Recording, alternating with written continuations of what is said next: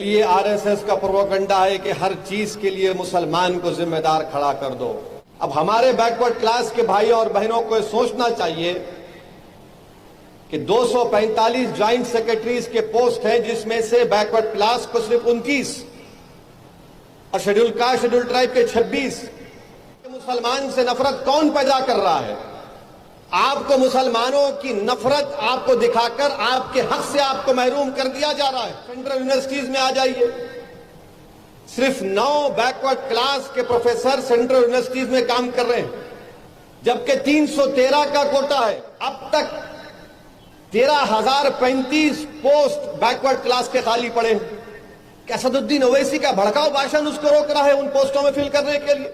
और क्या बोलते हैं? नहीं, मुगल बादशाह अकबर जिम्मेदार है, औरंगजेब जिम्मेदार है। अरे अकबर औरंगजेब को मर के कितने साल हो गए? 400 साल, 300 साल, मगर ये तो नौकरियां हैं ना। 9 साल में आपको कितनी नौकरी मिली बताओ गवर्नमेंट ऑफ इंडिया में? क्या बोलते अमित शाह? गाड़ी का स्टीयरिंग ओवैसी के हाथ में है। अमित शाह साहब, अगर गाड़ी का स्टीयरिंग मेरे हाथ में है तो फिर गवर्नमेंट ऑफ इंडिया का पूरा कंट्रोल तो आपके हाथ में है ना। आप क्यों नहीं दे रहे दलितों को, शेड्यूल ट्राइब को, बैकवर्ड क्लास को नौकरियां? 9 साल से बैठ के आप क्या किए बताएंगे इस पर? हमारे बैकवर्ड क्लास के भाइयों और बहनों को यह बात सुनना पड़ेगा। आपको मुझसे नफरत हो सकती, नफरत करो आप, मुझे कोई इतराज नहीं है, मगर याद रखो असदुद्दीन ओवैसी की नफरत में इतने अंधे मत हो जाओ कि तुम बर्बाद हो जाओगे। लीडर बोलता है कि उसमें गुम्बदें हैं, हम आए तो तोड़ देंगे। अबे तोड़ दे, अभी तोड़ दे, क्या करना है हमको? वो गुम्बद नहीं है। सेक्रेटेरिएट का जो नक्शा बनाया गया है, बोधन में एक पुरानी मंदिर है। अरे क्या ख्वाब में भी तुमको शेरवानी नजर आती क्या? बीजेपी के कायदीन बात करें कि एक ही बात, नहीं ओवैसी चला रहा गवर्नमेंट को, मैं चला रहा हूं गवर्नमेंट को। तुम्हारे चिचा होंगे केसीआर, मेरे नहीं है क्या? अरे कौन सुनता हमारी बात? हम तो ताकत के बलबूते पर अपनी बात को मनवाते हैं। मेरे अजीज दोस्तों और बुजुर्गों, हम देखते हैं कि बीजेपी की तरफ से बहुत से हमारे बैकवर्ड क्लास के भाई हैं जिनको बीजेपी इस्तेमाल करती है ताकि वो आगे आकर हिंदुत्व के पैगाम को बढ़ाया जाए। मैं हमारे बैकवर्ड क्लास के भाइयों और बहनों से अपील करना चाहूंगा कि आप अगर ये समझते हैं कि मुसलमानों की वजह से इस मुल्क में मुश्किलात हैं, तो मैं उनको बताना चाहूंगा इस मुल्क में अगर आज जो चैलेंजेस हैं वो बीजेपी की देन है। हम हमारे बैकवर्ड क्लास के भाइयों को बताना चाहते हैं, दलित भाइयों को, शेड्यूल ट्राइब के भाइयों को बताना चाहते हैं कि गवर्नमेंट ऑफ इंडिया में 91 एडिशनल सेक्रेटरीज हैं और आपको ये सोचना है हमारे दलित भाइयों को, बैकवर्ड क्लास के हमारे भाइयों को,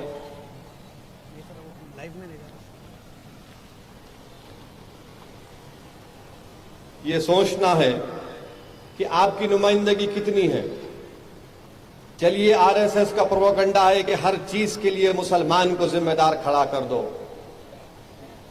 मुसलमान है तो ऐसा हो रहा है, मुसलमान है तो वो नहीं हो रहा है, मुसलमान है तो ये हक नहीं मिल रहा, मुसलमान है तो पूरा खा ले रहे। आप ये बताइए कि 91 एडिशनल सेक्रेटरी के पोस्ट गवर्नमेंट ऑफ इंडिया में है, इसमें शेड्यूल कास्ट, शेड्यूल ट्राइब और बैकवर्ड क्लास के कितने लोग एडिशनल सेक्रेटरी के पोस्ट पर हैं? सिर्फ 10 शेड्यूल कास्ट, शेड्यूल ट्राइब के एडिशनल सेक्रेटरी हैं और बैकवर्ड क्लास के सिर्फ 4 हैं। अब आप बताइए कि आपकी तरक्की को रोकने में कोई मुसलमान आ रहा है? आपको इस्तेमाल किया जा रहा है। और फिर 245 ज्वाइंट सेक्रेटरीज है, जिसमें शेड्यूल कास्ट, शेड्यूल ट्राइब के 26 हैं और बैकवर्ड क्लास के 29 हैं। बैकवर्ड क्लास का अभी तक तो कोई पॉपुलेशन का सही नहीं हुआ है, मगर माना जाता है 27% है। अब हमारे बैकवर्ड क्लास के भाइयों और बहनों को सोचना चाहिए कि 245 ज्वाइंट सेक्रेटरीज के पोस्ट हैं, जिसमें से बैकवर्ड क्लास को सिर्फ 29 और शेड्यूल कास्ट शेड्यूल ट्राइब के 26। ग्रुप ए, इसमें आप देख लो, ग्रुप ए में शेड्यूल कास्ट कितने हैं? 12%, शेड्यूल ट्राइब 5% और ओबीसी बैकवर्ड क्लास 16%। यानी शेड्यूल कास्ट की आबादी 15%, 12% है ग्रुप ए में।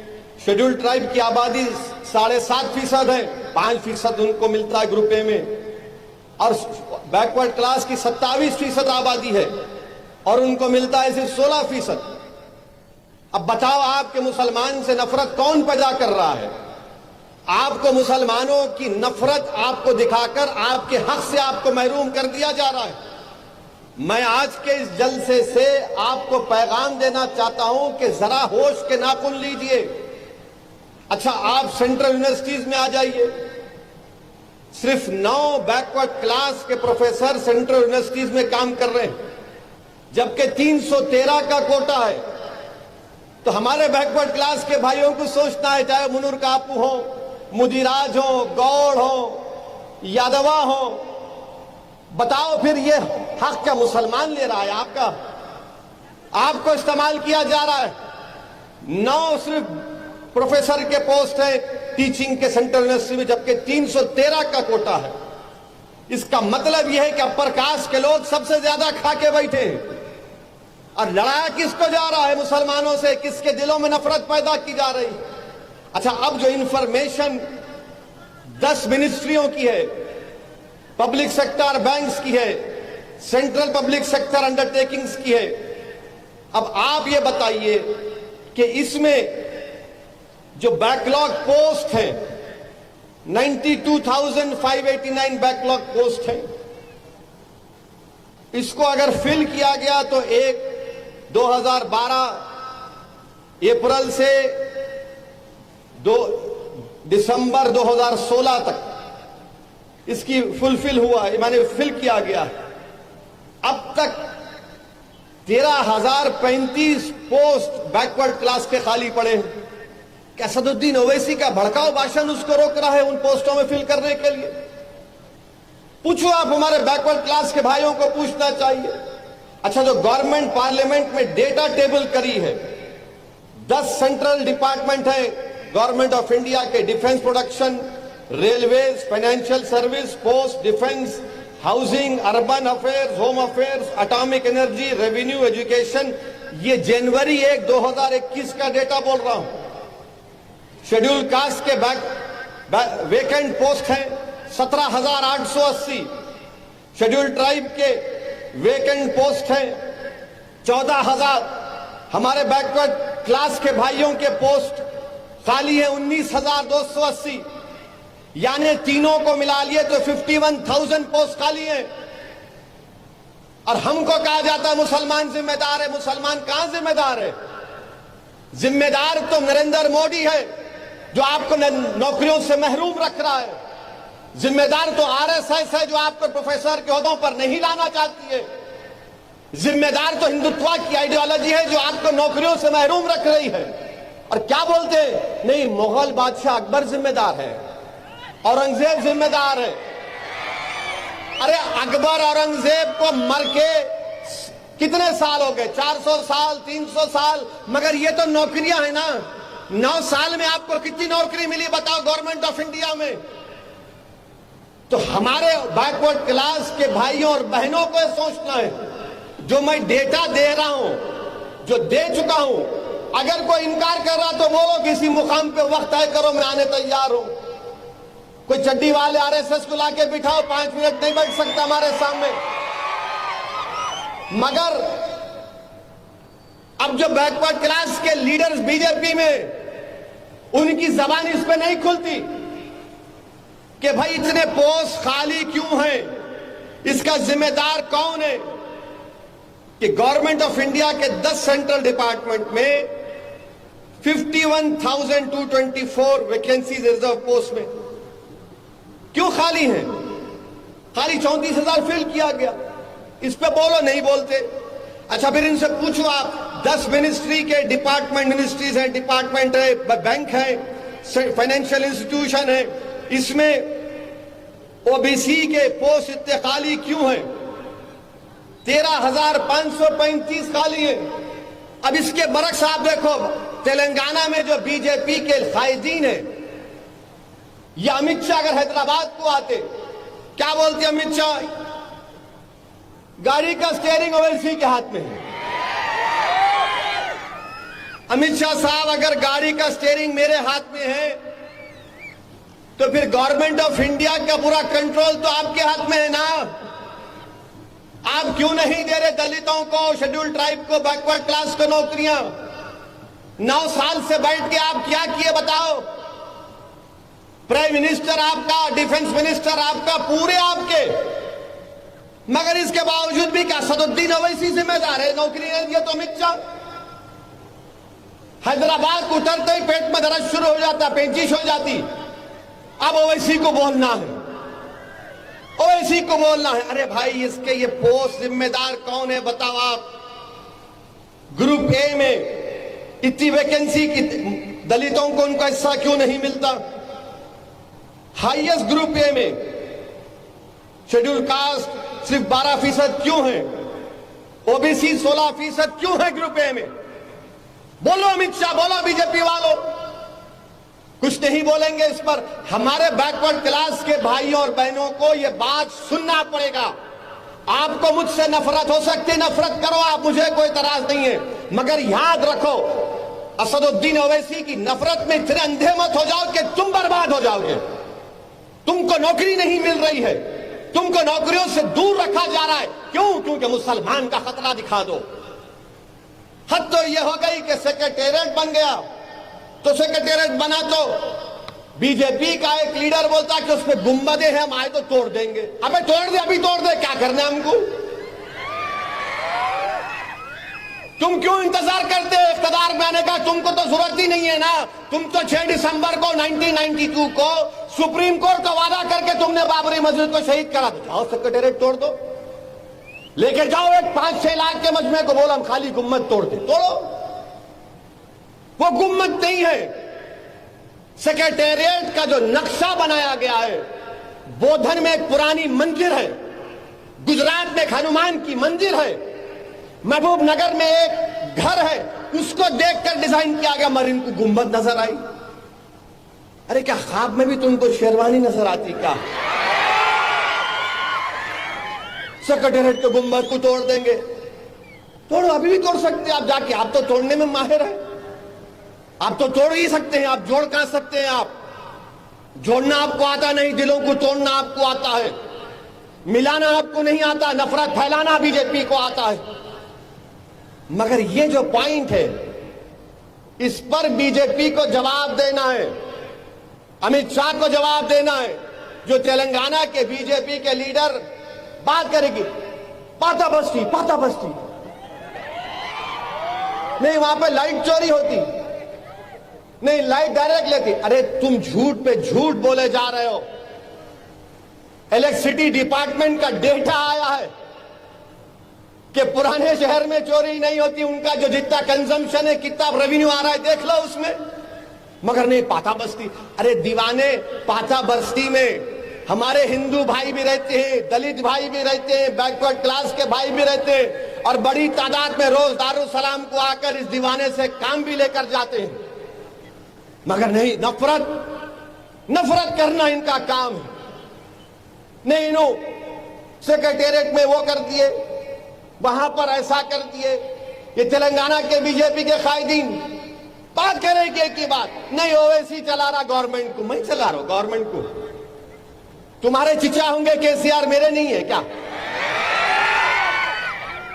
नहीं, उन्होंने सुनते। अरे कौन सुनता हमारी बात? हम तो ताकत के बलबूते पर अपनी बात को मनवाते हैं। ये जो मजमा आज बैठा हुआ है, ये पैगाम दे रहा है टीआरएस को भी, बीजेपी को, कांग्रेस को भी,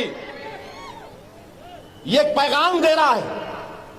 और ये बोलते हैं कि नहीं, इन्हों ऐसा कर रहे, इनकी वजह से तेलंगाना में हिंदू खतरे में है। अरे तेलंगाना में अगर कोई खतरे में है तो तेलंगाना के बीजेपी के लीडर्स परेशान हैं कि अब क्या होना है, क्या कर सकते।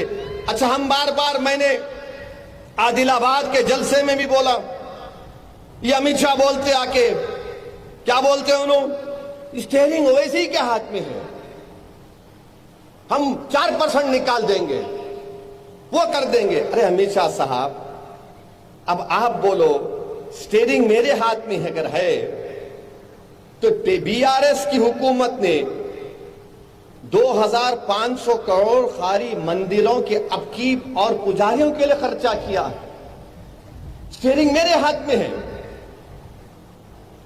चीफ मिनिस्टर ने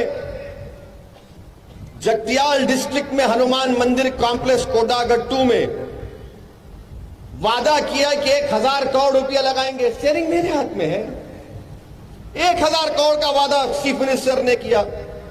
2021 के बजट में बीआरएस की हुकूमत ने कहा कि हम 720 करोड़ रुपये मंदिर और अर्चकास के वेलफेयर फलाह बहबूद के लिए इस्तेमाल करेंगे। 4.5 करोड़ 25 लाख रुपये वेंकटेश्वरा स्वामी टेम्पल दुब्बाका में इस्तेमाल करेंगे।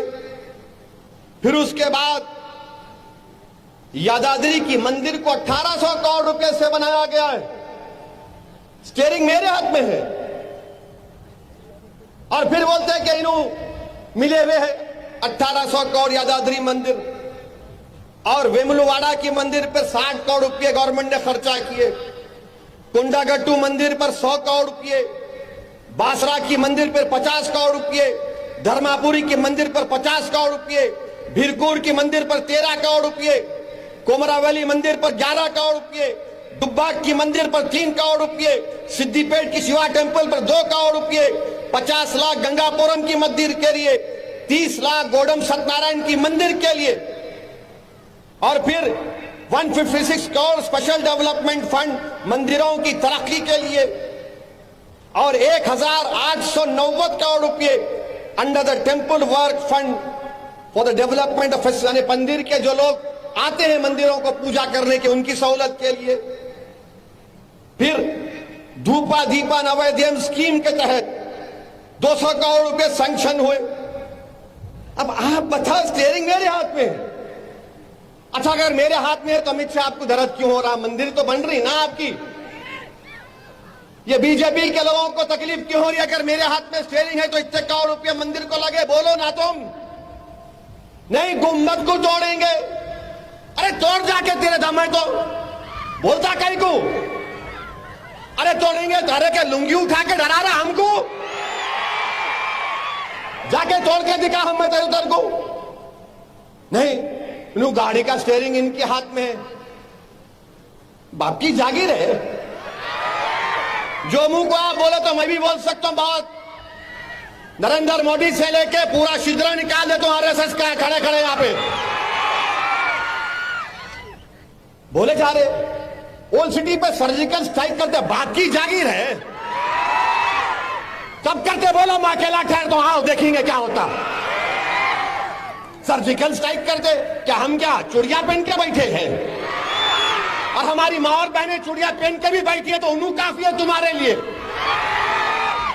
पाता बस्ती में सर्जिकल स्ट्राइक, अबे जाके चीन पे कर दम है तो बोल नरेंद्र मोदी को कि चीन को खाल के फेंको। डेप्सांग और डेमचाक से 2000 स्क्वायर किलोमीटर चीन कब्जा करके बैठा। नहीं, हम ओल्ड सिटी पे सर्जिकल स्ट्राइक करते।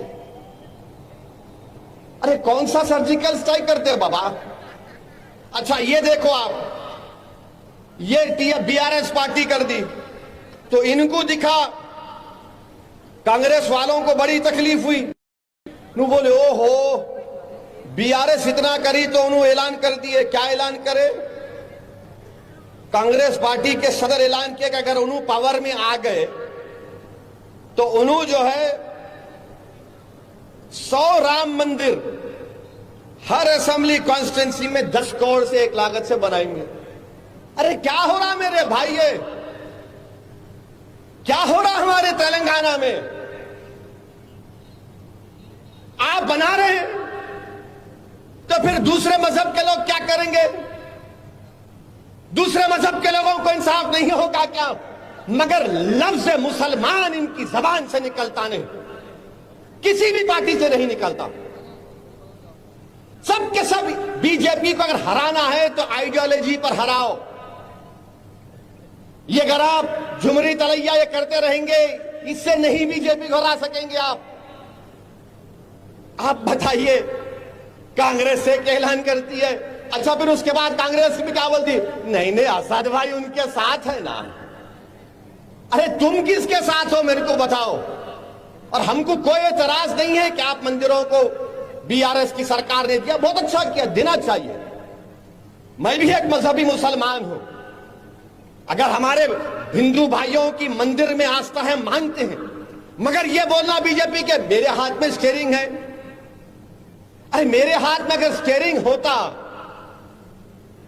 तो फिर ओल्ड सिटी में जो एक 6 किलोमीटर की 5 या 6 किलोमीटर का मेट्रो है उसकी लाइन आ जाती अब तक। मगर बीआरएस की हुकूमत माइंड स्पेस से हाईटेक से लेके शमशाबाद तक 21 किलोमीटर की अब मेट्रो रेल की लाइन डालना चाह रही। ओल्ड सिटी में जो एक हिस्सा बाकी है फलकनुमा तक, उसको 500 करोड़ रुपए होना, मगर बीआरएस की हुकूमत जो है माइंड स्पेस से शमशाबाद एयरपोर्ट तक 5,680 करोड़ का टेंडर कॉल कर दिए, मगर स्टीयरिंग मेरे हाथ में है। बीएचईएल से लेकर लाइन यहां तक थी, कैंसिल हो गई, मगर स्टीयरिंग मेरे हाथ में है। आखिर क्या हो रहा है यही तो आपको बताना चाह रहा हूं। फिर यहां पर आप देख लो, मजलिस इत्तेहादुल मुस्लिमीन ने तेलंगाना की हुकूमत को सितंबर 2021 में हमने एक डॉक्यूमेंट बनाकर बीआरएस की हुकूमत को दिया कि जिस तरह हमारे दलित भाइयों को दलित बंधु की स्कीम में 10-10 लाख रुपए दिए जा रहे, हमने पूरा डेटा बनाकर दिया सितंबर 2021 में कि मुसलमान जो तेलंगाना में है उसमें 5% मुसलमान बिलो पॉवर्टी लाइन के। हमने ये बीआरएस हुकूमत से डिमांड किया कि उन मुसलमानों में से 5% जो बीपीएल में, उसमें से 1% को 1% मुस्लिम्स को आप 10 लाख एक खानदान को दो। आपको मालूम कितना खर्चा आता खाली उसका? 900 करोड़ रुपए। तेलंगाना का बजट करीब 2.5 लाख करोड़ है मेरे ख्याल से। 2.5 लाख करोड़ में रेवेन्यू आता है 1,70,000 करोड़ का। 900 करोड़ का हम बोले बीआरएस को, स्टीयरिंग मेरे हाथ में है। बोले ना क्यों नहीं देते गरीबों को, जब दलित भाइयों को गरीबी की बुनियाद पर मिल रहा है। और मैं जिम्मेदारी के साथ बता रहा हूं, जो बीपीएल फैमिलीज तेलंगाना में, मुसलमानों के बीपीएल दलितों से भी गरीब है तेलंगाना में। आप दो, उनको भी दो, मगर बदनाम मैं हो जाता हूं क्यों वैसी इस तरह का तकरीर करता है। आपको क्या जरूरत थी इस तरह की बात करने की? 900 करोड़ रुपये तक खाली डीबीटी। और कितना रेवेन्यू है? रेवेन्यू एक्सपेंडिचर तेलंगाना का 1,70,000 करोड़ के बराबर है। कितना आपको देना पड़ेगा? कुछ नहीं है इसमें। इसीलिए हम तेलंगाना की हुकूमत से इस बात का डिमांड करते हैं कि तेलंगाना के जो मुसलमान बीपीएल फैमिलीज है उसमें 1% लोगों को आप दलित बंधु की स्कीम की तरह मुस्लिम बंधु स्कीम का ऐलान करो, और 10-10 लाख रुपए उन गरीबों को मिलना चाहिए।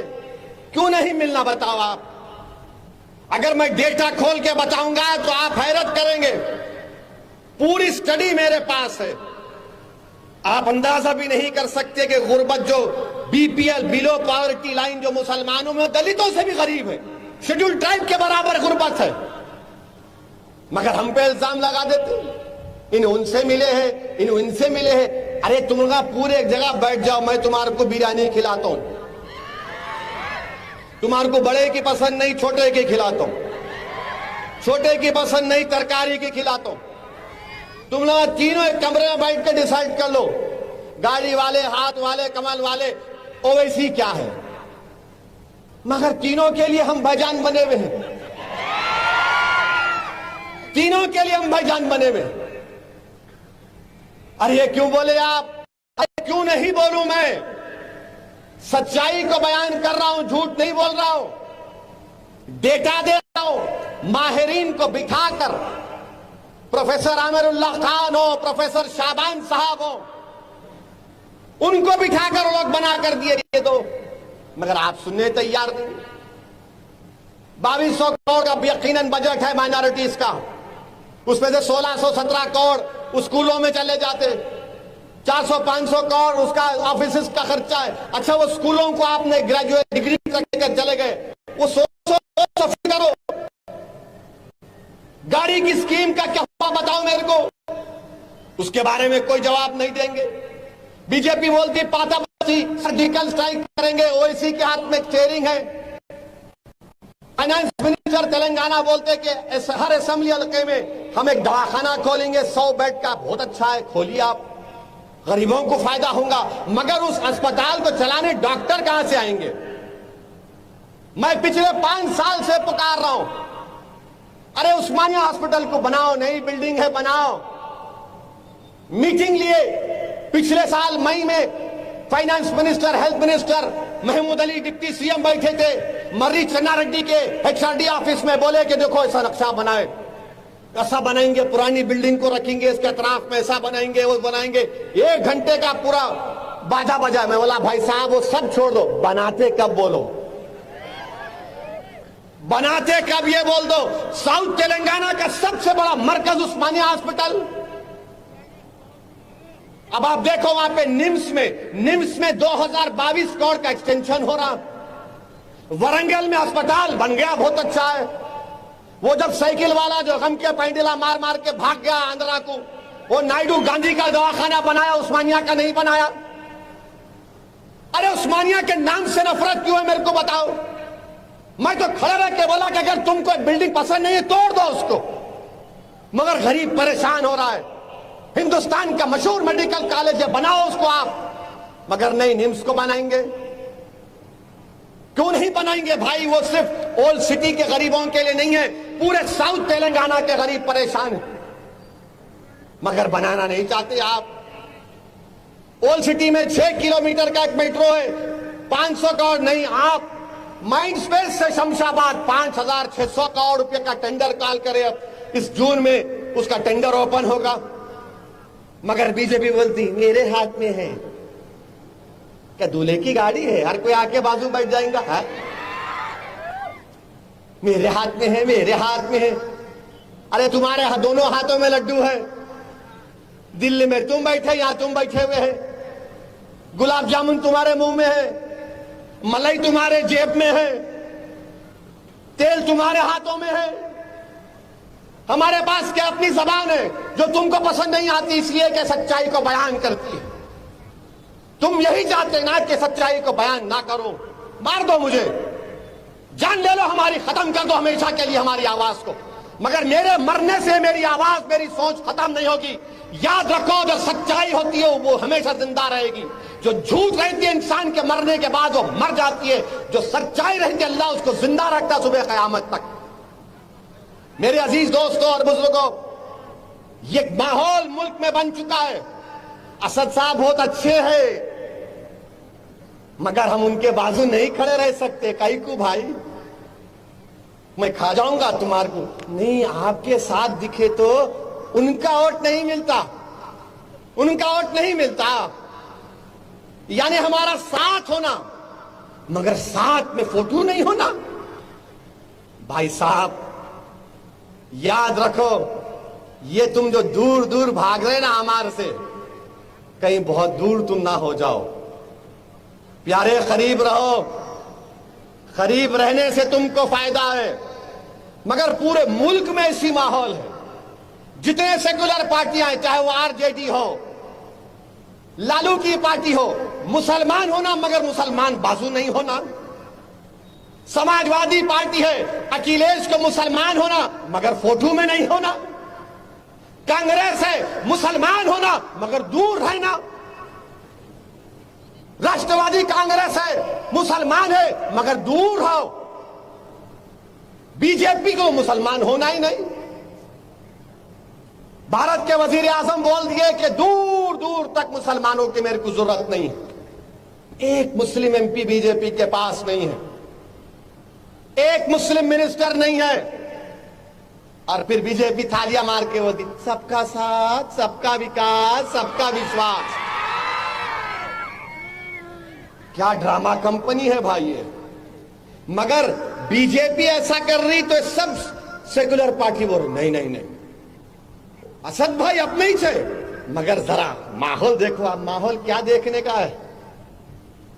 नफरत का मुकाबला नफरत से नहीं कर सकते, जहर का मुकाबला जहर से नहीं कर सकते, डर का मुकाबला डर पैदा करने से नहीं कर सकते। नफरत का मुकाबला करना है तो मोहब्बत से करो, डर का मुकाबला करना है तो बेखौफ होकर करो, मोहब्बत करो। ये कैसी मोहब्बत तुम्हारी? आप बताओ, मेदक पार्लियामेंट हल्के में करीब 1.5 लाख के करीब क्रिश्चियन वोट है। तेलंगाना में क्रिश्चियन माइनॉरिटी फाइनेंस कॉर्पोरेशन का चेयरमैन नहीं है। अब मेदक का जब पार्लियामेंट का इलेक्शन होगा, आज याद रखना मेरी बात को आप, एक बहुत बड़ी शख्सियत मेदक के पार्लियामेंट इलेक्शन में इलेक्शन लड़ेगी। 1.5 लाख के करीब क्रिश्चियन वोट, और हम तो माशाल्लाह उसमें अच्छे खासे हैं। मगर जब इलेक्शन होगा, अरे भाई देखो क्या हो रहा है।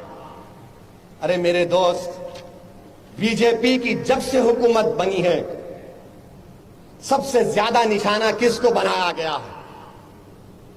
गोश्त के नाम पर अखलाक को मारा गया, आपको नहीं मारा जाता। गोश्त के नाम पर पीलू रकबर को मारा गया, आपको नहीं मारा जाता।